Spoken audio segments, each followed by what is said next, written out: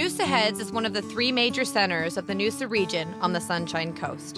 The Noosa River forms one boundary of the town, the headlands of Noosa National Park another.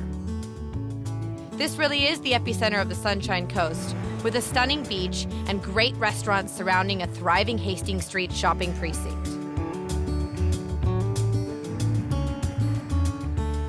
After a morning of browsing the shops, I settled into a little bistro called Gaston.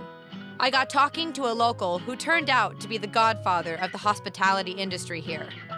So did you always work in hospitality or want to own a restaurant, or it kind of just fell in your lap? It just fell on my lap. I've always been, I've trained as a cook at some stage. My idea was to travel Australia, and that's what I was doing at the time.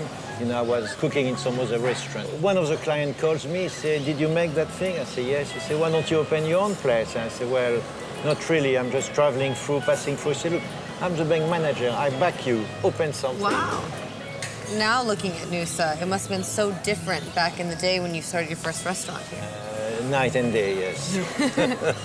Like in Noosa, every morning, you could see an exodus of a few people with a surfboard in their sarong walking toward the national park and just taking off their sarong and laying in the sun. And that was all about Noosa. Yeah. And sometimes you could see a surfer with his board or dentist saying, "Oh, I have an appointment, but I could not stop the surf. It was so good," and he was running to his appointment. That was Noosa at the time. So what's so special about this place for you then? It's gorgeous. It's the sunset are amazing. The sunrise are out of this world. Well, it's nice to see the French captivated by something outside of France, you know? Well, you know, the French, it's only the accent left, really. And maybe the taste for food and a bit of wine. But let's say I've lived in Australia 3/4 of my life, so I am more Australian at heart than French, yes.